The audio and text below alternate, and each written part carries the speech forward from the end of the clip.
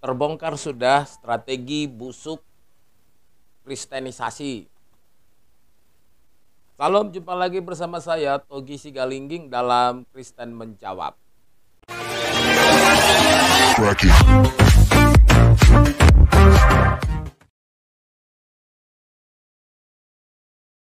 Seorang mualaf ini mengatakan bahwa dia dulunya melaksanakan amanat agung dengan menggunakan cara-cara seperti berikut.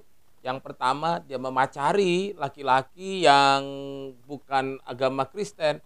Dan yang kedua adalah mentraktirin orang pada saat jam-jam sholat. Benarkah demikian? Terlebih dahulu kita menyaksikan tayangan video berikut ini. Saya mengajak teman-teman saya yang Islam ketika mereka menjelang waktu sholat, itu saya ajak, saya traktir makan gitu. Sehingga apa? Akhirnya mereka nggak sholat. Niatnya tadi melaksanakan misi amanat agung tadi. Jadikan semua bangsa muridku dan baptislah dalam nama Bapa, Anak, dan Roh Kudus. Saya bisa memurtadkan ketua pengajian itu lewat pacaran. Gitu. Jadi tahun 85 saya menikah dengan ketua pengajian yang saya murtadkan. Aneh bin ajaib.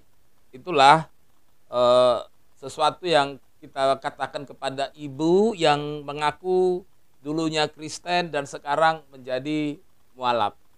Ibu ini mengatakan bahwa dia dulu itu sangat getol melaksanakan amanat agung.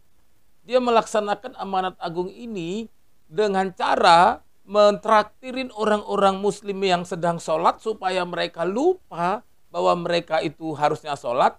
Dan yang lebih parah lagi, ibu ini mengatakan bahwa dia memacari pemimpin sebuah pengajian, lalu kemudian menikahinya. Benarkah seperti itu amanat agung yang diperintahkan oleh Tuhan Yesus? Kalau kita bicara mengenai amanat agung, Tuhan Yesus tidak pernah mengajarkan seperti itu. Bahkan Kristen yang paling garis keras sekalipun tidak pernah mengajari seperti itu. Kalau begitu ibu ini masuk Kristen apa? Kata yang paling tepat mungkin untuk ibu ini adalah Kristen garis bawah. Jadi kekristenannya harus digaris bawahin. Benar enggak dulunya Kristen? Apa yang dimaksud sebenarnya dengan amanat agung? Amanat agung itu terdapat dalam Matius 28 ayat 19 sampai 20. Begini firman Tuhannya. Saya baca dulu supaya jelas ya. Karena itu pergilah, jadikanlah semua bangsa muridku dan baptislah mereka dalam nama Bapa dan Anak dan Roh Kudus. Dan ajarlah mereka melakukan segala sesuatu yang kuperintahkan kepadamu, dan ketahuilah aku menyertai kamu senantiasa sampai kepada akhir zaman. Kalau kita melihat amanat agung yang diperintahkan oleh Tuhan Yesus ini, memang kita di sini disuruh pergi menjadikan semua bangsa muridku, lalu kemudian membaptisnya dan mengajarnya. Jadi, lalu bagaimana cara kita melaksanakan amanat agung ini? Kalau kita kembali kepada teks ini adalah bagaimana kita untuk melaksanakan amanat agung ini, maka kita adalah menceritakan tentang Injil keselamatan melalui Yesus Kristus. Jadi tidak ada dalam amanat agung ini dikatakan supaya kita mentraktirin orang atau membayar orang supaya mereka lupa sama agamanya. Itu tidak ada. Karena kekristenan tidak pernah membeli orang untuk menjadi Kristen. Yang kedua, kekristenan tidak pernah mengiming-imingi orang untuk jadi Kristen.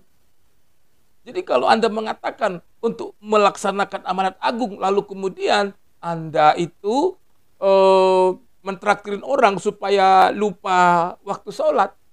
Kalau itu memang benar strategi Anda, bayangin coba kita pikir matang-matang.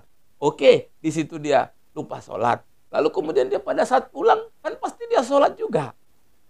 Jadi strategi yang Anda katakan ini sebenarnya tidak ada di dalam kekristenan. Boleh ditanya kemanapun, tidak ada strategi kekristenan yang seperti itu.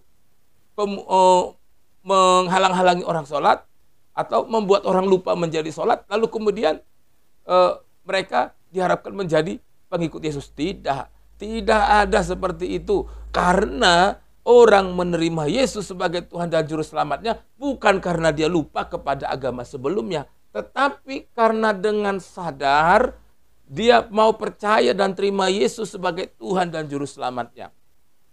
Yang lebih aneh lagi, ketika Anda mengatakan bahwa Anda sengaja memacari, pacarin itu laki-laki yang bukan orang Kristen, lalu dinikahin demi melaksanakan amanat agung. Itu di mana dasar Alkitabnya? Yang kedua, siapa yang suruh Anda seperti itu? Gereja tidak pernah suruh Anda seperti itu. Hamba Tuhan atau pendeta pun tidak pernah suruh Anda seperti itu. Jadi di sini dapat dipahami bahwa sebenarnya apa yang Anda katakan bahwa orang Kristen itu mempunyai strategi-strategi seperti ini, itu tidak ada dalam kekristenan. Agama Kristen itu agama yang sangat menekankan cinta kasih. Bahkan agama Kristen itu sangat melarang, sangat menentang pernikahan beda agama. Mengapa dilarang? Karena dalam satu keluarga tidak mungkin hidup dua agama yang berbeda. Pandangannya berbeda, konsepnya berbeda, pemahamannya berbeda, dan cara melakukan rutinitasnya juga berbeda-beda. Jadi pandangan yang mengatakan seperti yang Anda katakan, bahwa sengaja memacari orang-orang yang bukan Kristen supaya ikut Kristen, itu tidak ada di dalam kekristenan. Jadi dua strategi yang Anda katakan tadi untuk mentraktirin orang supaya lupa sholat, lalu kemudian memacarin orang-orang yang bukan non-Kristen, diajak nikah, lalu menjadi Kristen. Maaf, kekristenan itu bukan agama yang lahir atau agama yang dianut karena terpaksa.